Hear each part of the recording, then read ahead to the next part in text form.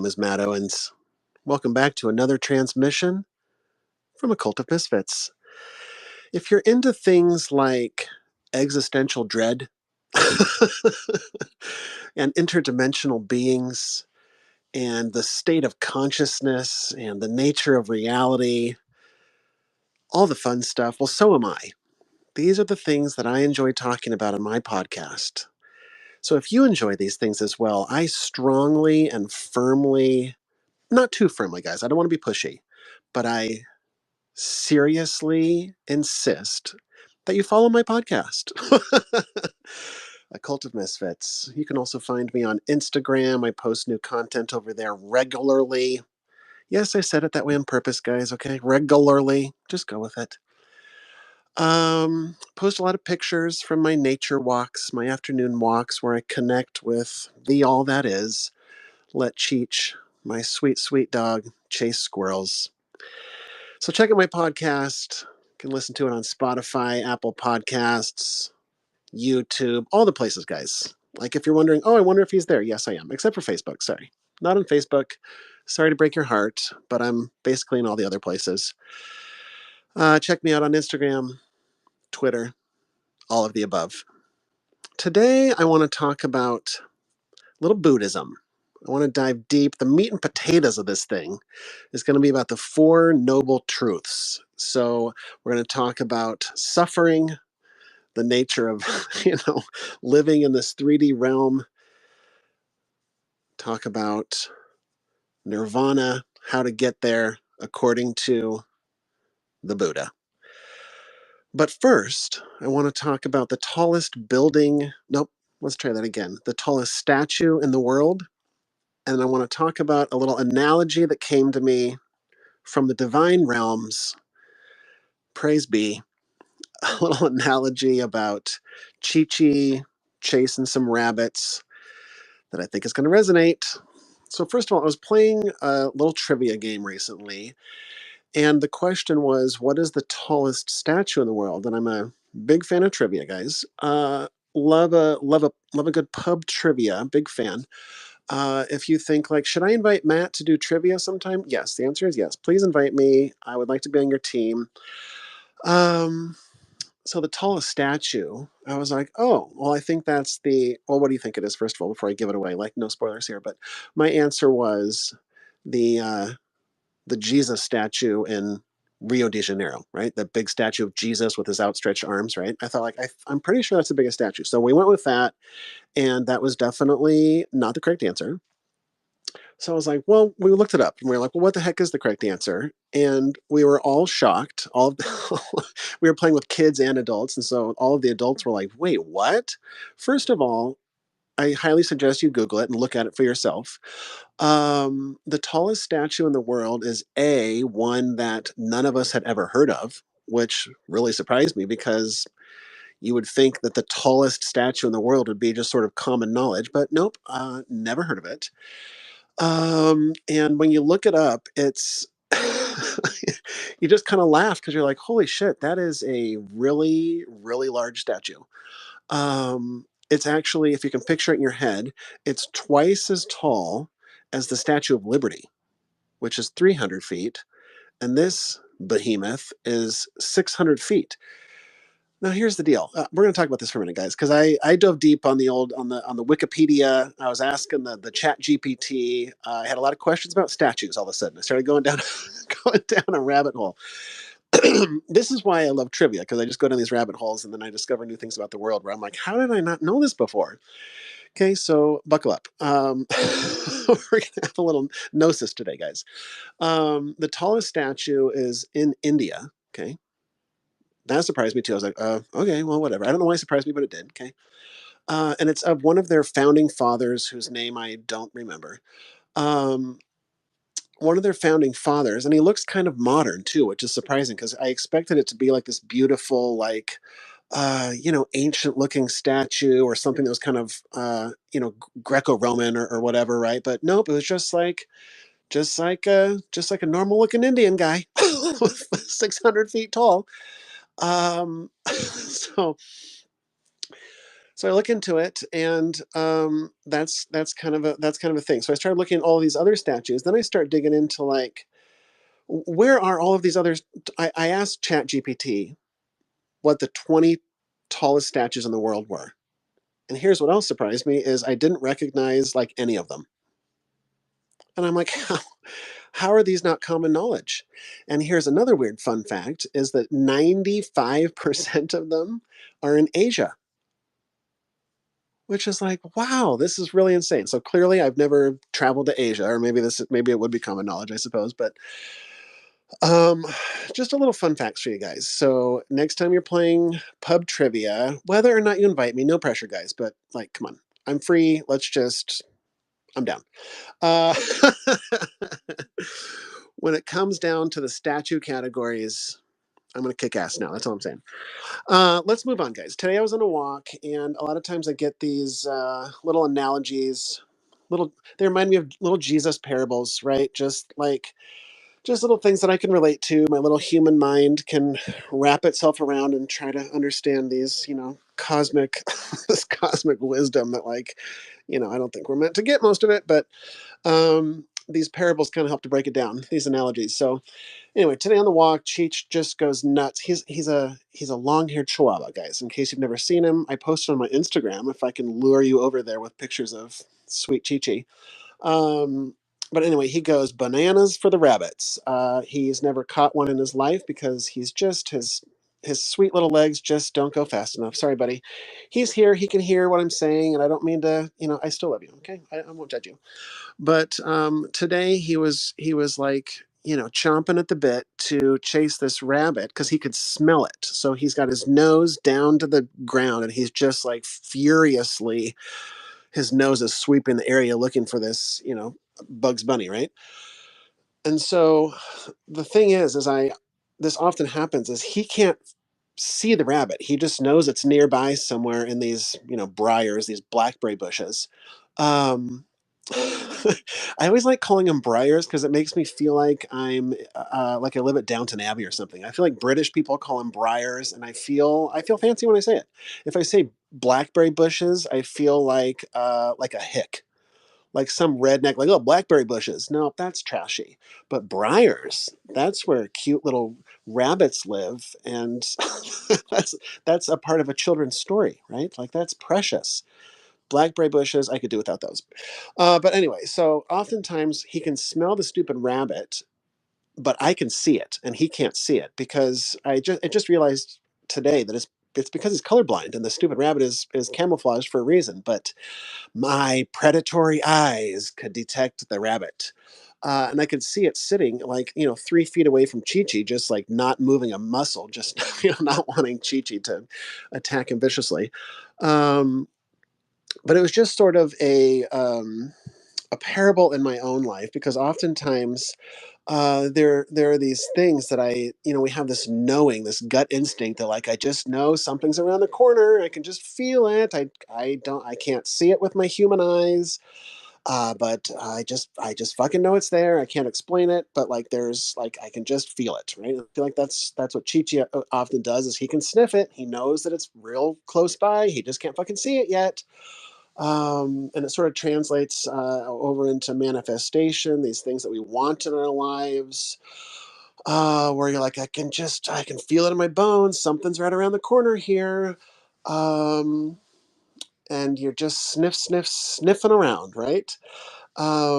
And I feel like there are these things in our lives that are often, as I've taken this journey, this inward journey, right, towards, expanding consciousness or whatever these, hoity-toity hippie words are, right? Well, whatever it means to you. But, just exploring consciousness and stuff like that. I found that this ancient wisdom that you find globally, right? They all kind of talk about the same stuff. Um, it just blows my mind that it's just been there in plain sight the whole time, right? Like these nuggets of wisdom, these little like hacks into life, into reality about these ascended masters saying, "Hey, here's where we headed, and it had these results. Like we're literally spelling out for you how to ascend, right?" And oftentimes I read these ancient manuscripts, or like today we're going to talk about the Four Noble Truths. I'm looking at the Four Noble Truths today, looking into them, and I just was laughing to myself because I'm like, how have I never seen this before, right? But past versions of myself, like if 5 years ago, if you had started talking to me about the Four Noble Truths, like it would have gone over my head, right? Not intellectually, like I would have been interested, like, oh, okay, yeah, okay, that's interesting, cool, that's a neat philosophy, but it wouldn't have gone beyond that. I wouldn't have applied it to my thought to apply it to my life. I wouldn't have dissected it. I wouldn't have seen it in the way that I see it now, right? And so when I say having the eyes to see, which is, what I think it comes from the Bible, but actually, now that I'm saying it, might come from the Emerald Tablets. But anyway, wherever it comes from, it doesn't matter. It didn't come from me. Having the eyes to see things metaphorically is the same as um, just seeing things from a different level. Like me seeing the rabbit, and Cheech hasn't had the scales taken from his eyes yet, metaphorically speaking, right? Like he can only see in the bandwidth of visible light that he can see in, right? But then you reach a different perspective, like, and you have a human visual spectrum, and you're like, holy shit, I can see way, way more. And on another fun little side note, guys, we're we're doing trivia today. There's a thing called a mantis shrimp that lives in the ocean. It's a fascinating creature. If you're interested in such things, go on Wikipedia and check it out. I'm just shooting from the hip here, and I don't remember all the fun facts about it, but like it's the craziest fucking animal you'll ever see. It's got these bonkers eyeballs. They can see colors of the spectrum that the human eye can't pick up. It like can clap its claws together, and it shoots like a bullet of hot air towards its prey and immobilizes its prey. It can like sense things in the spectrum. It's got like all of these superpowers basically, right? That it's like, how does this thing exist? Like how does nobody know about this? And like I want to see more of the spectrum, like, right? Like how come we can't tap into mantis shrimp technology? But I'm sure the military already is. Like, what am I talking about? But having the eyes to see, having shrimp eyes is what I'm getting at here, guys. Right? Spiritual shrimp eyes. It's so funny to me because like you can either see it or you can't, right? And I don't think that's why I'm not a fan. I no longer feel the need to plant seeds in people, because like they're either going to see it or they're not, right? I can't force an agenda, or I can't say, hey, how come you can't see these colors that I can see that you can't see, right? You just can't explain that to somebody. The mantis shrimp is like, yo, bro, I can see a lot of shit that you can't see. And I'm like, well, tell me about it. And they're like, well, you won't even understand it because like you can't see it. So like it's literally like, have a good day. And then the shrimp like shoots me with its hot bubble, and we have a whole argument. That's a whole thing. But um I got stories, guys. I got stories. And so with the Four Noble Truths, it's like it's been there the whole time, right? The ancient wisdom, these schools of this esoteric knowledge, this gnosis that these secret societies sort of whisper and talk about, is these sorts of things, right? That are now less. Done in caves, and it's sort of on the internet in plain sight to see, but you can't see it till you see it. And so that's how it was with the Four Noble Truths. I feel like I took an Eastern philosophies class in college, and it just didn't soak in. And now I did a deep dive into it today, and I'm like, oh wow, it just means so much more now that I have a different perspective, right? Um, so let's dive into this thing. Let's talk about the Four Noble Truths. As I just kind of, the way my brain works is I want a brief overview of it. I just want to sort of get a broad stroke of what's going on here, and then I like to sort of break it down into baby bites that I can comprehend, and then I kind of look at the whole picture, the whole puzzle when I'm done, and put it together from a bird's eye view. And I'm like, okay, now I see all the parts and pieces of this thing. I wrapped my mind around it. I've talked my way through it. So you're going to follow me on that trip today if you're interested. Um, so it was the Four Noble Truths were written by Buddha. Buddha means the one who awoke. Didn't know that till today. Um, you know what else I didn't realize is that he's Indian. Like I don't know why in my brain I always thought that Buddha was like Chinese or something. Like not in the Asian subcontinent, but like, I don't know why I picture that. Like, I just picture the statues, and I never thought like, oh, he's Indian. Like, so that was also surprising to me, and it may be surprising to you too. I don't like using the word truths as we're talking about Four Noble Truths. I've sort of shied away in recent years as I analyze everything that comes out of my mouth now. I don't like stating that this is a truth, because I believe that that's all subjective, right? We start talking about things like good and evil and seeing things in that very dualistic way. And then it turns into, I'm right and you're wrong. This is the truth. That's not the truth. You're a liar. You're wrong. I'm right. And it starts turning into, an ego fest, right? Like, you're the sinners. I'm, the saint over here. So I don't like saying these are the truths because they're just a perspective, right? They may resonate with you. They may not. I don't say like this is the way. Well, I actually do say that to myself. I'm like, this is the way because it's the way for me. But I never like to say like, hey, this is how you guys should be living your life. You should be copying me or you're doing it wrong, because our ego, the voice in our head, which I call Hal, as many of you know, Hal's always trying to play those games with me, right? Of trying to get me into a place of duality, of like, I'm better than them, they're wrong, morality, sin, superiority, all that stuff. I have been stepping away from that in the last few years, and just atrophying that part of myself because, well, I talk about it at length in another podcast, but so rather than calling it truths, Four Noble Truths, I watched a video today that suggested that it could be considered like laws, right? For just sort of laws of the universe. Like, this is just kind of how things work around here, right? Rather than saying this is the right path or the wrong path, it's just saying like, hey, this is how I've noticed the mechanisms of the all that is are kind of working here in this material 3D realm, right? So I'm going to briefly say what the Four Noble Truths are, and then I'm going to break them down for you. So the first noble truth quickly is basically a recognition, an acknowledgement that life in the material realm is going to include a lot of suffering. Sorry to tell you. I hate to break the bad news, but like, there is no good or bad, and you're going to be suffering a lot while you're here. Just a heads up. So that's the first truth. It's just recognizing like, hey, there's suffering here. Okay. The second noble truth dives into the causes or the origin of this suffering, where it comes from. The third noble truth is, hey, there's good news. It's possible to stop suffering. And then the fourth noble truth talks about the path to end the suffering. Like, how are we going to do this? Okay.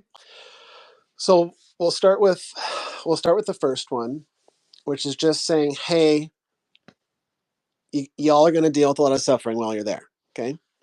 It reminded me of this conversation. I was having a philosophical, deep conversation with somebody that I enjoy having these conversations with, these types of conversations. And they were saying that from their perspective, life is just suffering.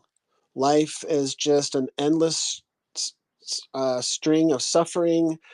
Occasionally, here and there, there's moments of happiness and joy and celebration, but then there's just going to be a lot more suffering again. And then another breath of fresh air for a minute, and then like just a lot more suffering. And I was in my head, I'm hearing that, and I'm like, that sounds real pessimistic. That sounds real negative. Like, um, I was like, I do not agree with that viewpoint at all. And I love having these conversations because I love hearing other people's perspectives, and I love sharing my perspective when when asked for, right? But I I really, that stuck with me, that conversation that I had with that person. because I thought, like, is there truth to that? I always kind of ponder, is there truth to it? And now, as I'm looking at these four noble truths, it says, like, oh, yep, oh, yeah, that's a big confirmation, a big thumbs up. Yep, a lot of suffering. Um, and so I thought, like, well, okay, that is true, because I mean, I do believe that we are divine beings, and that on the other side, whatever that may mean, in the various dimensions and realms and what have you, it would appear the evidence points to there being no suffering on the other side. And so this would appear to be a place that has suffering built in as a part of the mechanism, right? That it's purposeful, that it serves a grander purpose, right? Divine purpose, if you will. And so it's this feeling when you say, I always like to I always like to expand upon words, and I want as many synonyms as I can, right? As I dive into these ancient texts and translations, it obviously gets muddled in time, right? A lot gets lost in translation, a lot. I don't think most people realize. I listen to a lot of, like, linguists and translators on podcasts. Like, I just want to know how this stuff works. Zechariah Sitchin, stuff like that. Like what are these guys talking about? What, that sort of thing. And so um I like to I just like to dive deep. I lost my train of thought there. So yep, it's gone. So what it talks about is basically that there's going to be a lot of disappointment, a lot of frustration, a lot of discomfort, a lot of unpleasantness, and a lot of dissatisfaction. Um there's a lot of talk about how once we realize these truths, we start to wake up, right? That until we start to realize these truths about suffering and how to release ourselves from this suffering, that we will just continue to be unconscious. We'll continue to be zombies, right? Just sort of bumbling around through this matrix or whatever. Um, Repeating these cycles of greed and hatred and guilt and jealousy and pride and just all the difficult stuff, right?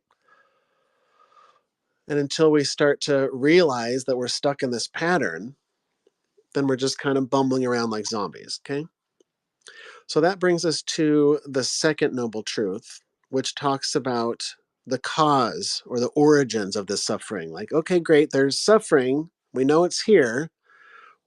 What's going on here? Where is it coming from? What's causing all of this suffering in my life? And this is the process that I had to do in my own life too. See, as I was reading the Four Noble Truths, I kind of breezed through it quickly, and I was like, oh, yep, this all makes sense. I've heard this before. And I've heard this before because when you start diving into the ancient texts, from just pick a place, all the places, right? They all sort of talk about the same stuff. They all have different names for it, or it's kind of a little bit different here or there, but that's to be expected. But they're all basically saying the same stuff, right? They all kind of talk about how we're trapped here, how there's this endless cycle that we are on, and they all talk about there's a way to get off of it, and they all describe exactly how to get off of it, right? Like, it's real simple, and again, it's like it's right in plain sight. They're all saying the same story. So the cause of suffering, I think that the Sanskrit word, I think the original language translates to a thirst. The cause of suffering is thirst, craving, addiction, attachment. That's what I was going to say. It just came back to me, and I want to talk about it because I like expanding upon these words, because you see these translations, and oftentimes there's controversial translations, right? People latch on to these things that are written in the Bible, and they take it just as it was written, but it's been translated and retranslated and retranslated and muddled, and oftentimes they take it verbatim, and they don't realize that there's a richer meaning to these words, that they can have several meanings, that it doesn't necessarily mean this or that, right? That's why I always like to look into the origins of words. Like, I looked into, what does Lucifer mean? Does it mean, evil devil? No, it means bearer of light. Like, oh, that's interesting, right? Where do these words come from? What are some other synonyms that can kind of like give me a broader picture of like what we're talking about here? That's why when I'm talking in these transmissions, I often say like, God, universe, the all that is. I kind of just say all these different versions because I just feel like it needs to click in one way or the other. Like you may say universe, I may say God, she may say higher self. I call it the Omega. Um, I just like to. I just that's how I like to talk. It's how my brain works. So, so the cause and the origin of this suffering is thirst. All of our cravings, our heart's desires, addictions, attachments to things. And when I talk about suffering, I'm not just talking about like physical suffering, because that's definitely a component, right? Welcome to humanity. But it's these deeper, like emotional suffering, right? Like spiritual, mental, like suffering that's going on inside of my mind, right? And then also in the Buddhist text, they talk about um, suffering being caused by ignorance. And I found that very interesting, and I didn't fully understand what that meant. So I dove deeper, like we're about to. But it's very interesting that a lot of the ancient wisdom, like the ancient Gnostics, for instance, gnosis, the core of that word means knowledge.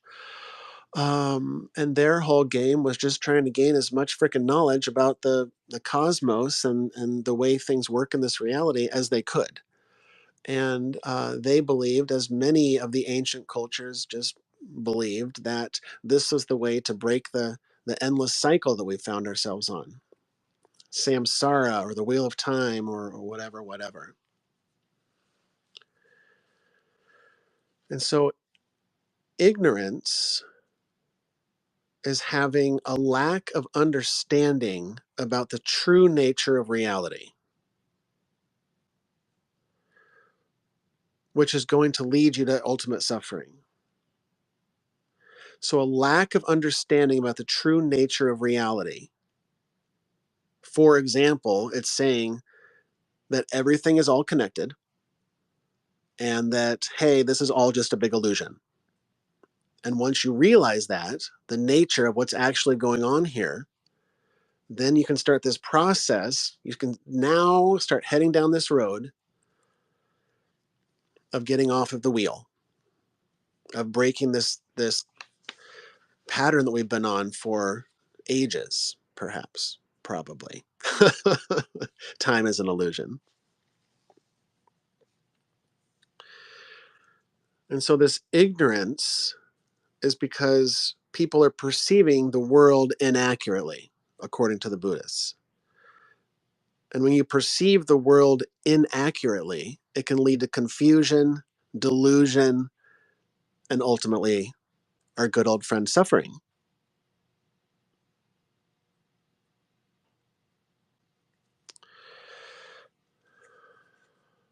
This ignorance also has to do with these false beliefs that we have about ourselves, right? Belief about who you are or who you aren't, what you represent, your belief systems, right? This idea of separation from the all that is, right? You can't start down this path, according to the Buddhists. You can't start down this path until you start realizing there is no separation.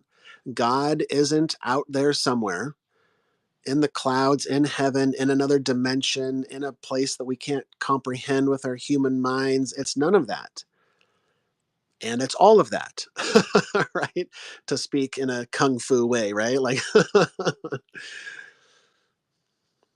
it's all of those things and none of those things. Divinity, I believe, is pervasive through everything, including us. And in that way, we are literally divinity itself, as we are part of the fabric of the all that is. And so they believe, and I believe, that once you're able to start to wrap your mind around this is what I did in my own life, right? And it's not that if you can't wrap your mind around it, you're an idiot, or you can't figure these, none of that, right? That's Hal talking. Um, but this also mirrors my own journey of realization, of awakening, and it's a constant awakening process. It's not when I first started having these conversations. When I first started the awakening process in 2020, Christmas Eve of the first year of the pandemic, you just start seeing things differently, right? You start asking questions. You start digging a little deeper.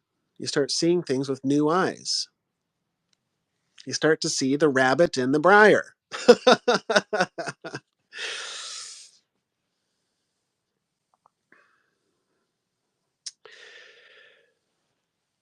So the second noble truth talks about this thirst, craving, ignorance.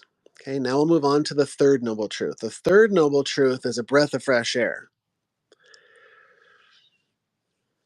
The third one says, hey, here's the good news. Good news means gospel, by the way. Gospel means good news. Here's the good news. We know that suffering is a real heavy thing we just laid on you there, but the good news is it's possible to stop the suffering, to end suffering in your life. Now, I don't know about you, but my entire adulthood, I had a great deal of suffering. I was very anxious all the time, very stressed out all the time, very angry all the time. I wouldn't have admitted it at the time. But now, in retrospect, as I have a new perspective, as I've metaphorically laid those old versions of myself 6 feet under, right, as I blossom into who I am today, I couldn't have heard those words.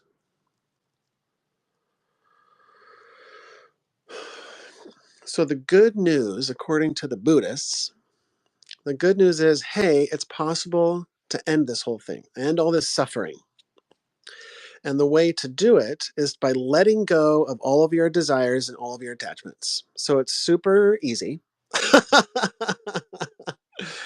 Super easy peasy. All you got to do is just let go of your desires, bro. Just stop wanting everything and stop attaching to everything.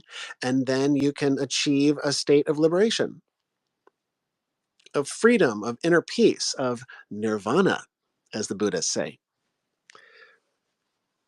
Nirvana is the escape from the wheel. And as I talk about in nearly every transmission, my modus operandi is freedom. It always has been. Even as a kid, I always felt rebellious against authority, whether it was a teacher or a parent or perceived authority, etc. I gotta be free. Don't tell me what to do. Don't tell me how to live my life. I'm going to do things my way. I understand what the consequences are. I don't care. I'm doing it my fucking way. And I've been really leaning into that more and more these last few years as I learn to become my authentic and true self. As I dive deeper within and love and respect and honor who I truly am, my personality, right? Like my consciousness, my soul.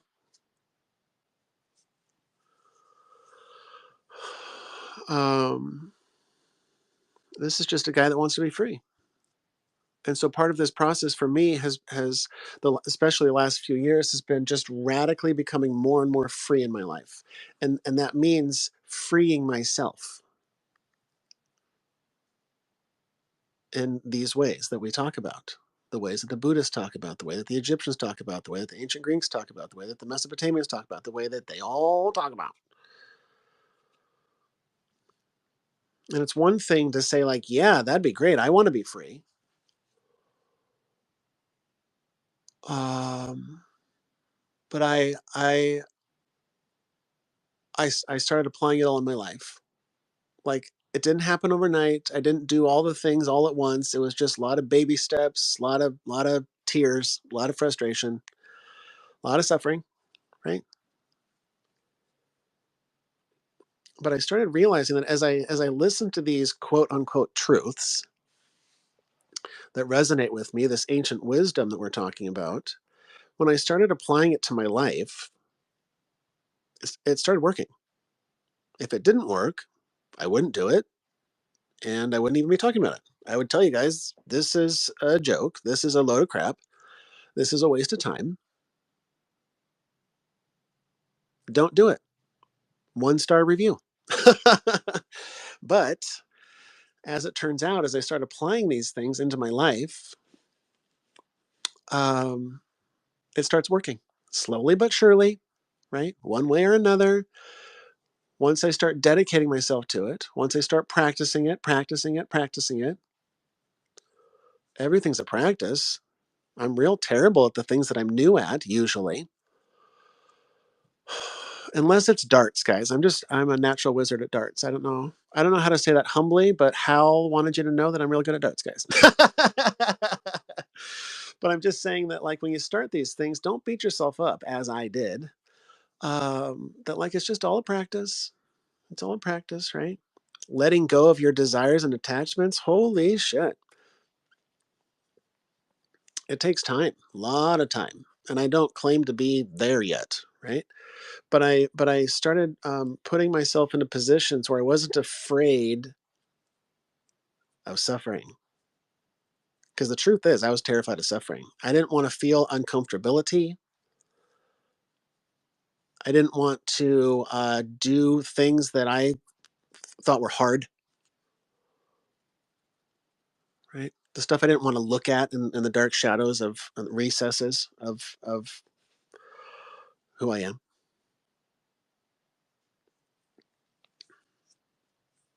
And so I had to slowly realize, first for me, I had to realize how many attachments I had, because I had never thought about it. And if somebody had said to me, like, hey, you've got a lot of attachments, I'd say, oh, yeah, fuck you.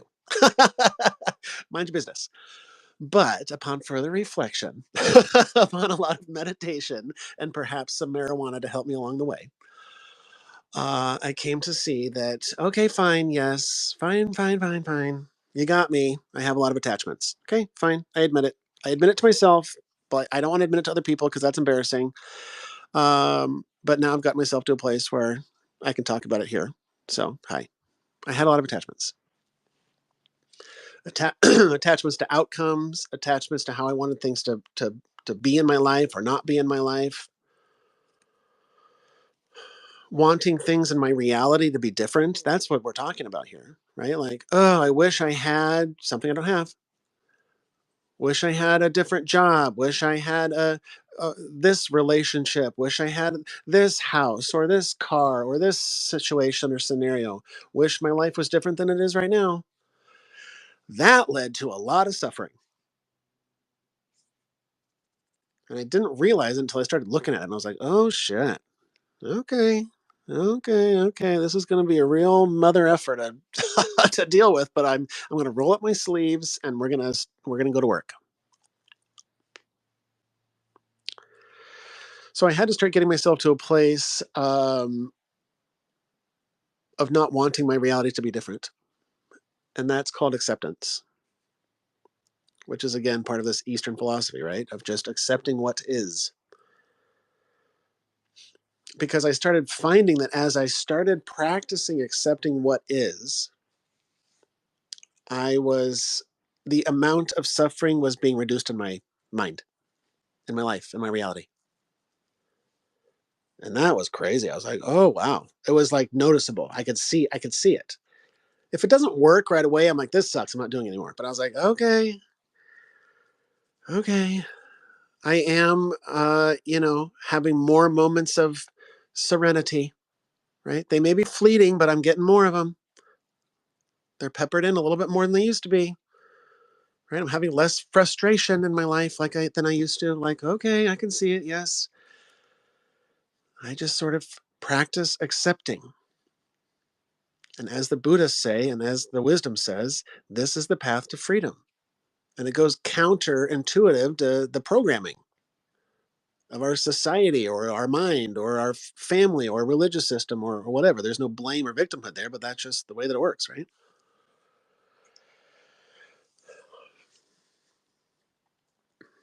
And so recognizing and seeing all of your desires and all of your attachments is the first step. Right? I had a lot of attachment to material goods, of course, but also, like, if we're just going to dive deep here, guys, attachment to relationships and people in my life that I really care about. That, like, I don't want them to die. That scares me. That's because I had an attachment to them. And there is no right or wrong. And it's not. I'm not trying to sound like a heartless automaton here. Like, you know, having loved ones is wrong. No, but like at the end of the day, it's an attachment. It's an attachment. And once I started unraveling that within my own psyche and stopped attaching myself to, like, realizing that, my loved ones are going to die when they die. It's out of my hands, and that's why it terrifies me, because I'm trying to control it. Right. And the more that I get myself into this frame of mind, I'm reprogramming my mind is what I'm doing. Our mind controls everything. I don't know if you are aware of that yet, but like our mind is literally our reality. Like I hear it. I hear people say it. The ancient wisdom says it, but it's like, I got to drill it deep because there's a lot of truth to it for me. And so Buddha viewed nirvana as a transition, right? It wasn't like a release or any of that. It was just, I mean, it was, of course, but like in a broader sense, it was viewed as a transition from one realm to the next. Nirvana translates to meaning to extinguish or to blow out, like a candle, right? Extinguishing of a fire. So, like metaphorically extinguishing these fires of greed and hatred and jealousy and blah blah blah blah, all these fires in our life, right? Of finally extinguishing them, being the spiritual firefighter in your own life, right? Like I realized I had all of these wildfires in my life. Some of them were wild, real big, seemingly untamable. But let me tell you, they're all tameable. Hal, the voice in my head, wants to tell me that I can't tame all those fires, but he's a liar. He's a trickster. He's the opponent, the Satan, the Satan. All these words are all connected. And so it's about extinguishing this experience, right? And moving on to the next thing. I kind of like that idea of just sort of like seamlessly transitioning into the next world, right? That's nirvana. And so I'm super into this path of freedom, super into this. I'm on team liberation, right? So let's move on to the fourth noble path, the final one. Let's go through them again just quickly as a reminder. The first one was just saying, hey, there's a lot of suffering, heads up. Number two is here are the causes and origins of suffering, the thirst, the craving. Number three, here's the good news though, it's possible to stop this suffering. And the fourth noble truth, the final one, is here's how you do it. We've explained what it is, where it came from, and now, grand finale, drum roll please, how do I fucking get off this wheel? I'm nauseous. I'm exhausted. Get me off this fucking crazy ride. Right? It reminds me of the Jetsons. Well, you know it. Here is the way to end suffering in your life. The Buddhists lay it out. It's an eightfold path. You can think of them as just practices that can get you off the wheel. I'm going to run through them quickly, all 8 of them, and then I'll just break them down quickly, okay? And then we'll wrap it up. So Buddha says you have to have the right view, the right intention, the right speech, the right action, the right livelihood, the right effort, the right mindfulness, and the right concentration. So the first one is Buddha says that the path to end suffering is to have the right view. What that means, essentially, this is my translation of it in a simple, easy way. This is how my brain works. Having the right view is basically having the eyes to see the true nature of reality. Everything is an illusion. Everything is impermanent. And everything is all connected. And having the eyes to see. This is the right view. Okay. The next one is the right intention. And that one is self-explanatory. It's just cultivating wholesome, quote unquote, good intentions towards yourself and fellow man and woe man and nature and earth and the cosmos and all the things, right? Just having a good intention, having a good heart. The next one is having right speech, which is just, say kind words. No gossiping, no lying, no manipulation. Kind and right speech. And that's not just to other people, but also kind speech to oneself. My whole adult life until the last few years, I had not been using right and loving speech towards myself. I often listened to Hal, and Hal would always tell me that I was not good enough, or too fat, or not smart enough, or any of these long lists of lies. And I started to believe them. And then I started to repeat them back to myself, like you are a piece of shit. You can't do anything right. You are worthless. Nobody loves you. That's not very kind, is it? So I stopped saying those things to myself.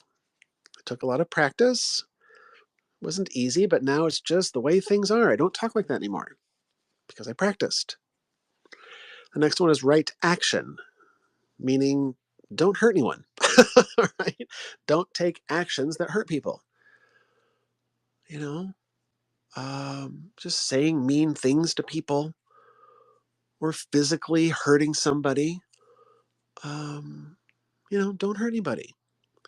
The next one is having a right livelihood. And I was like, well, that's interesting. Are there jobs that are right and holy and other ones that are, sending you to the dark place? It turns out there are. What Buddha meant by having a right livelihood was having an ethical job that doesn't harm other people, right? And the first thing that popped in my head was, for example, big pharma, right? There's a lot of death on their hands, or certain governmental jobs, or certain, governmental agencies that are off the books, right? Having these jobs that kill people, or hurt people, or harm people intentionally for profit, or for power and control. The Buddha says, no, no, no, don't do that, or you're going to be coming back again. You've got a lesson to learn. Get your heart right.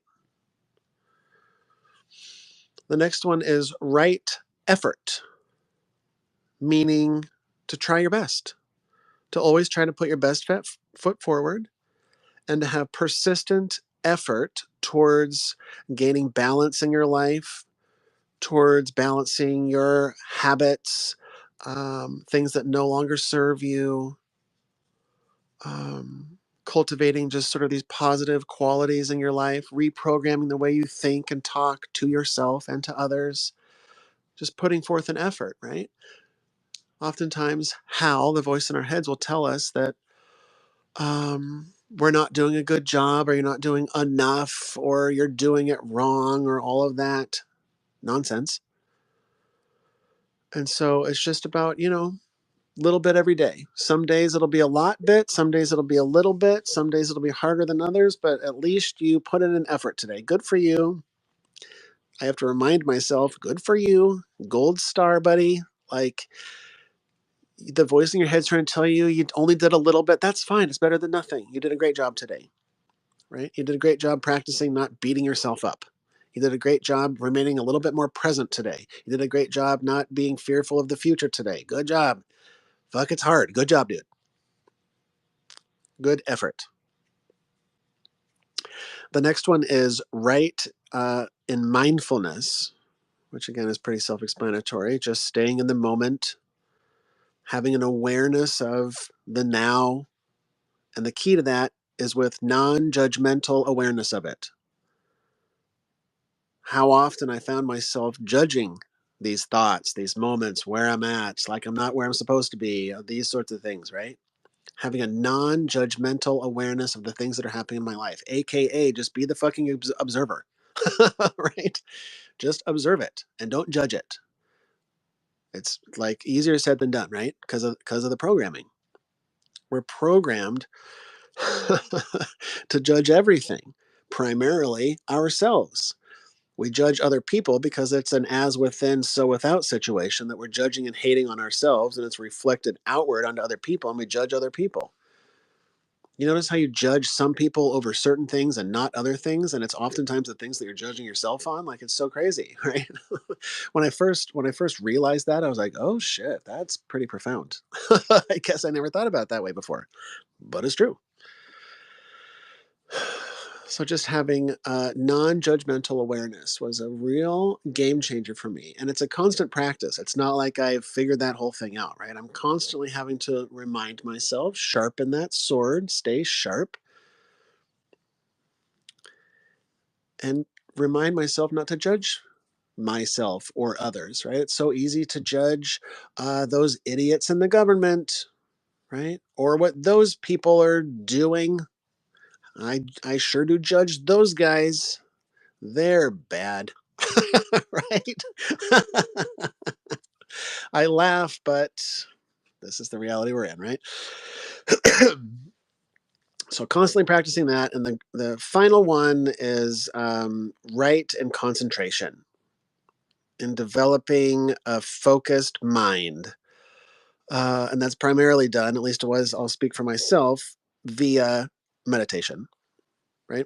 Practicing and learning to overcome distractions, not just outward and external distractions like the TV or Instagram or whatever, but the inner distraction. When I first started this spiritual journey and started dabbling in meditation, was the first time I realized, holy shit, there's a voice in my head that is talking nonstop, and I didn't realize that.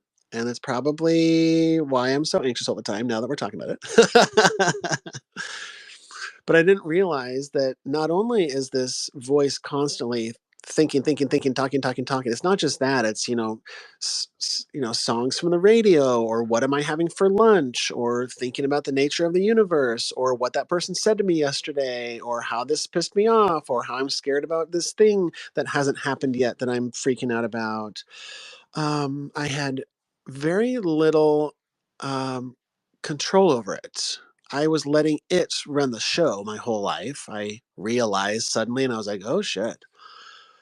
And I started down this path of gaining back control of my own freaking mind, not realizing that I had lost control or never even had control. Perhaps, right? Like, holy shit, that's crazy. uh Jesus take the wheel, but like maybe I need to take the wheel back. Like, I didn't realize that I even had access to this thing, but like once I started seeing it from different perspectives, I was like, oh wow. And once I started practicing training my mind through these practices like meditation, right? Practicing, for me, like I always say, meditation is, for me, the simple definition is just not thinking.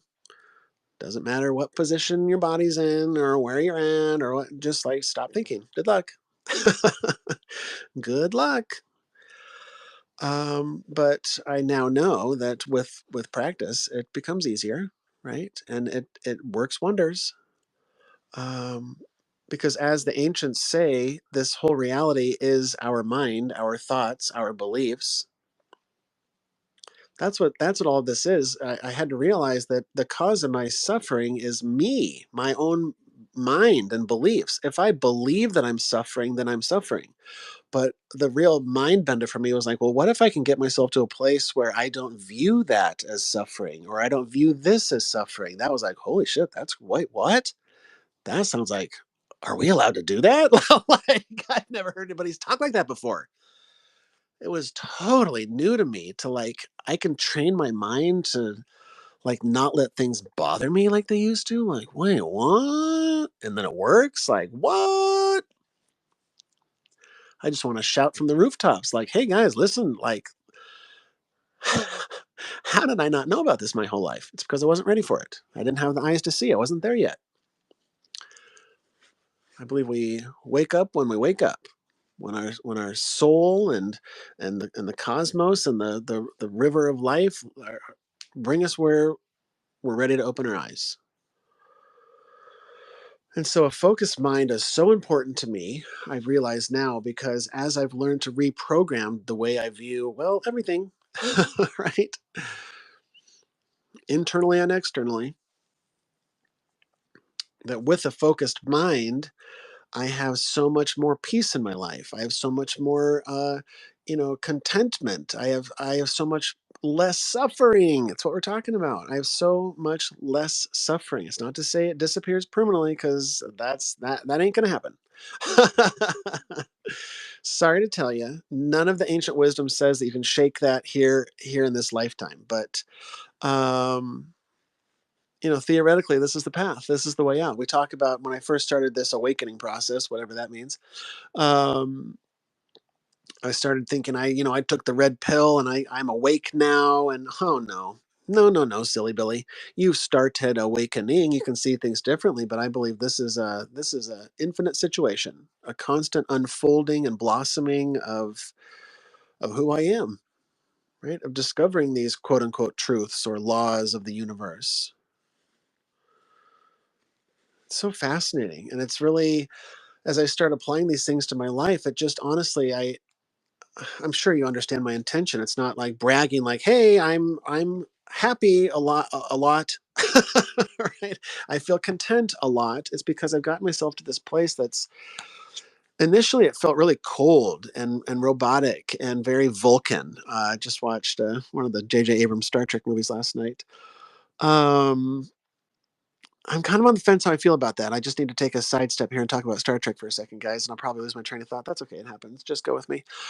Big fan of Star Trek, and it's like an alternate timeline with, I kind of just like the old Kirk, but like I do kind of like the J.J. Abrams movies, but I also I like the creativity behind it. I'm kind of torn. Like I like it, but I don't like it. But the first two movies were great. The third one was less than great in my opinion, but like check them out. They're so good. I love a good Spock, love a good Khan, little live long and prosper situation. Okay, that's it. See, that wasn't that bad. Just a little light Star Trek conversation, guys. Um, so as predicted, I don't remember where I was at, but it's oh yeah, it's not from the mountaintop here saying I've figured it all out, but it's just it starts to become more and more obvious when you start digging into all these religions and philosophies, and they're all saying the same dang thing. They're all talking about a flood. They're all talking about beings coming from a divine realm, coming from the heavens and restarting civilization, teaching human beings and creating human beings and showing them how to do agriculture and mathematics and all of the things. They all talk about this stuff. And so I enjoy sharing these things because I enjoy talking about them. They're endlessly fascinating, and my family doesn't like talking about this stuff, and so this is my outlet to talk about things to y'all who love this stuff. But on that note, I'm really manifesting and trying to bring in more like-minded people.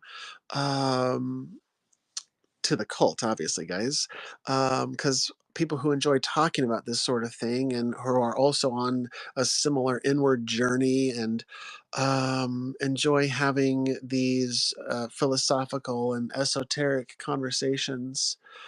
And so, in that vein, I'm manifesting having more of these conversations with you guys, having more conversations with interesting people that I find interesting, right? So, I'm working on setting up more interviews with more. I haven't done it yet, but podcast interviews with my friend Kaylin from Instagram, friend of the cult. Thanks for listening.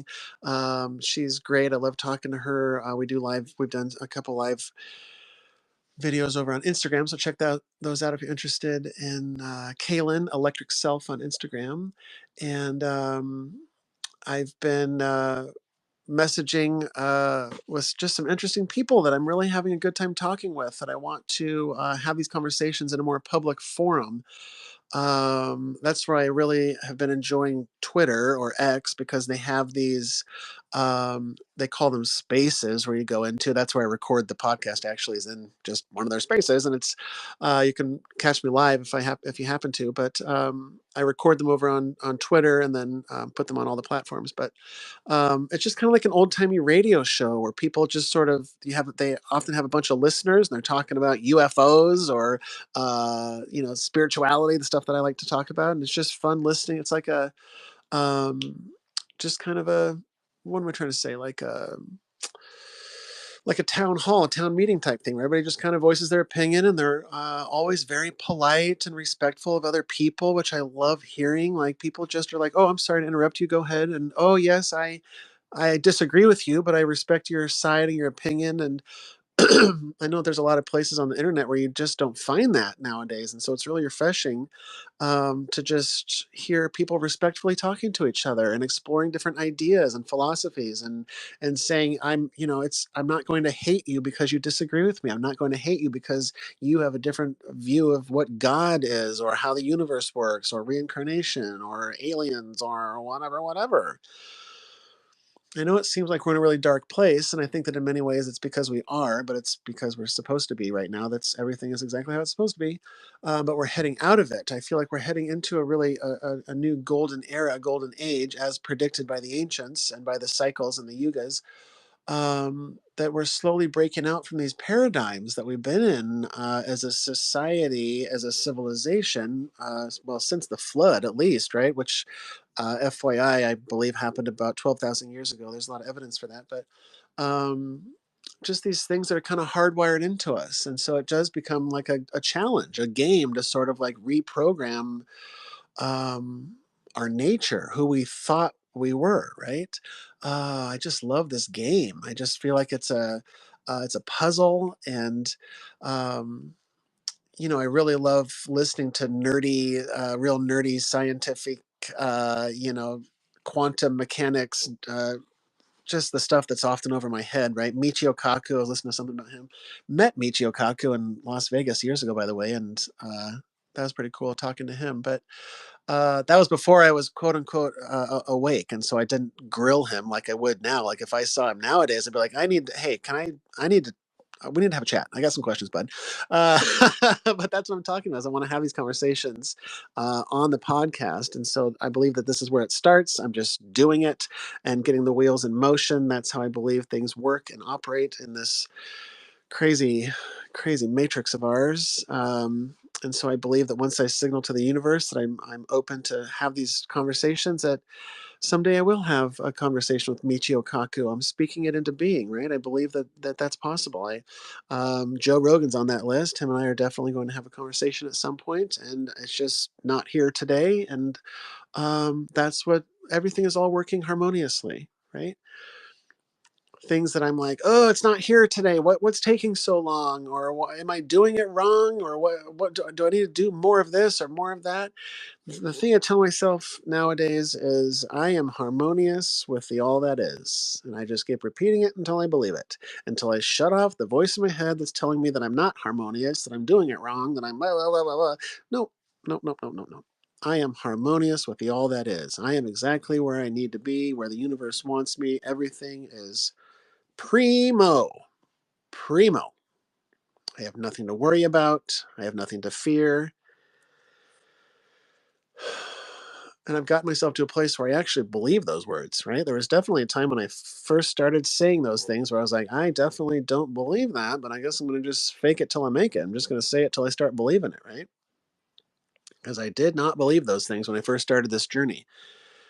I always say everything always works out. I definitely did not believe that when I first started this journey, but I had to test it for myself. Like, well, does it always work out? Like, let's see. And I got out my spiritual magnifying glass and I started analyzing everything in my life, all of the trials and tribulations, all the times that I thought like, oh, it's not going to work out. And then guess what? Surprise, spoiler alert, it worked out. But I had to analyze my own life. And I'm not suggesting you do or don't or whatever, but this is just what I did. And I found it very insightful because it helped me to realize like, okay, I've given it a lot of thought. I've sat upon it. I've meditated upon it. I've talked to the universe. I've spoken to God. I said like, what's the deal here? does it always work out? And then God said, like, hey, if you want me to show you, I can. And I'm like, oh, what do you mean? What are we talking here? And God's like, it's a surprise. And I'm like, I don't like how you're smiling. Why are you smiling like that? And God's like, do you want to see it? And I'm like, I don't like where this is going. And so God would often give me these things in my life that would panic me and freak me out on purpose, right? It's all lovingly done, even though I couldn't see it from that perspective as I'm going through the fire, as I'm panicking and freaking out. But as I'm panicking and freaking out, God is constantly saying, calm down, calm down. I'm here. So, like, what are you worried about? Like, don't worry about it. Like, I got your back here. So take a breath, and I'm going to prove to you that it works out. And then for hours or days or weeks or months or however long it takes for whatever it is I'm going through, the whole time I'm screaming and freaking out and kicking and screaming is what I should say. I just walk through the woods screaming at the top of my lungs to get my aggression out. No, I don't do that, guys. I walk in stealth ninja mode, and I often walk up on coyotes and stuff because they don't hear me coming. I feel like I would have been a really good Native American in moccasins. This might be offensive to some people, guys, but that's okay. You know my intentions. I always thought, like, you know how they'd walk around in moccasins and like ultra quiet and bow and arrow. I don't know why I have to be a Native American to shoot a bow and arrow. So let's just say, like, I wish I had moccasins, is what I'm getting at, guys. I think I could be in full stealth mode. And maybe I want to start taking a shooting with the bow and arrow, but that's another conversation. um, well, now I'm lost, guys. Now I'm completely lost in what I was talking about. Um, well, it was meant to be, I suppose. Um, but what just popped into my head, since we're just going wherever it goes, isn't it weird that you had to hunt for your food back in the day?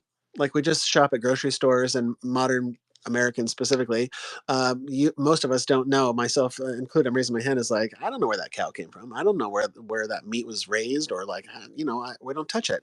It's so weird, right? Super weird that there's actually a really good chance, based on, well, just history and the evidence, that there's a real good chance that we may be knocked back technologically one way or another, whether it's something solar or interdimensional or an asteroid or a volcano or solar flare, like, all long list of things that can knock us back to the Stone Age, floods, like, lot of fun scenarios, right? um, so it might be interesting. I know that a lot of us, myself included, have a just sort of a yearning to go back to those days of just being more connected to nature, more connected to what we eat and what we grow and what we put into our bodies. And it sounds romantic, right? Until you actually have to hunt for your own dinner, which I've personally never had to do, but I would like to do it sometime. I was always very anti-gun and anti-hunting, and I grew up in a kind of a liberal area, and my parents weren't gun people and or hunters or any of that, and so it's just sort of how I was raised. Right? No, it's not right or wrong, but definitely anti-gun for a long time until recently, and sort of the reason is because I like to hear people's perspectives, right? And I started listening to hunters explain why they hunt and their process, and how many of them are respectful of the animal, and of it giving up its life in order to sustain us. Again, a very Native American sort of sentiment of just sort of connecting again, like the natives across the world, right? It just, there used to be this connection to the earth that many of the modern civilization has lost, right? That's what we're talking about. So I started listening to a hunter's perspective, and it really opened my eyes. Um, I was lis- I was trying to figure out his name, but I can't remember it. But Joe Rogan talks like it all the time about hunting, and just like, they eat the meat. It's not like they just. I don't know what I pictured in my past. I just thought that people just went out there with rifles and were just sort of cruelly hunting and just like shooting these animals willy nilly just for the thrill of killing an elk. Like, oh, I got one. Ha! I'm gonna put it on my wall. And I was always like, gross. That's gross. Um, and are there people like that out there that just do it for the thrill, or you know, the African safaris where they just, the animals are kind of cruelly perhaps put out there. It's like shooting fish in a pond, right? Just like blam, blam, blam, elephant, elephant. Um, so, I got some issues with that, I suppose. But yeah, I think it's interesting because I think a lot about like what would it look like if our entire electrical grid went down, which is highly likely. In case you haven't looked into it, it's very, very, very likely to happen at some point. Um, I don't want to be too doom and gloom, but these are the things I think about. I listen to a lot of podcasts that used to have me in a place of fear, real scared. I got into a real doomsday scenario frame of mind, and it kept me up at night. And um, thinking the end is nigh, which it might be, but I was real scared about it. Uh, but I'm at a more peaceful place now, just knowing that everything is exactly as it should be. I'm always taken care of. Everything always works out, and so it puts me more at ease knowing these things. But I realized that I had a lot of attachments, mostly to money, right? Like if the economy goes tits up, guys, there's a moment where I paused there because I've never used the term tits up, and I paused for a second. I was like, do I want to use it? And I was like, yes, I do, and I'm glad I did, guys. If the economy goes tits up, guys, it's kind of trashy. It's like something you would hear at like a tavern, like somebody kind of drunkenly saying, and then she went tits up, So it sounds kind of trashy, and I'm into it. I've got a trashy vibe going, guys. So I feel like when the economy goes tits up, when, because nothing lasts forever, in case you weren't aware of that either. Um, all governments come and go. That's just not a threat, of course. I know people can misread things, but it's just like, nothing lasts forever. All empires crumble eventually. And so when your government, fill in the blank, crumbles inevitably, or has significant change or revolution. I was just talking to somebody about Napoleon. I'm very excited to watch that Napoleon movie that's out with Joaquin Phoenix. Like, love that guy. Um, so intense, but amazing actor, of course. But I was thinking about the French Revolution and Marie Antoinette and just these cycles that happen in the world. There's this theory called the fourth turning, I think, where roughly every 80 years we go through these cycles of just sort of, uh, revolution, reinventing the way we, as a society or as a country or as a people or whatever, um, just sort of are, right? And so we go through these cycles, and I feel like we are, um, one of these cycles is turning for sure where we're at now. Just the craziness, but I kind of feel like it might be a good thing, right? We're adjust. We're humans are malleable, even though it's difficult and challenging and involves suffering, um, losing power potentially indefinitely, right? And having to go back to a different society, and it wouldn't knock us back to the Stone Age. It would be difficult. It would cause a lot of chaos, especially in the big cities, right? But eventually things would settle down, and we have agriculture, we have horses, we have ways to get around. um, I think we could make do and sort of maybe rebuild society in a new way that wasn't so reliant, perhaps, on these technologies, right? Relying on ourselves rather than relying on things in the external, relying on our own ability to grow our own food or whatever, or our own ability to um, just function in society. I mean, we think we can't go without a screen for more than a day or a week or whatever, but of course we can. And it would be such a breath of fresh air. Um, so, anyways, rant over. Um, I really enjoy having these conversations. I'm interested in watching more videos and unfolding and uncovering more things about the Four Noble Truths and Buddhism. I just love seeing all these truths just repeated over and over again for us to these little nuggets for us to pick up and um, apply to our lives if we want freedom. So cheers to freedom, cheers to liberation, cheers to Nirvana. Cheers to you. Love you. End transmission.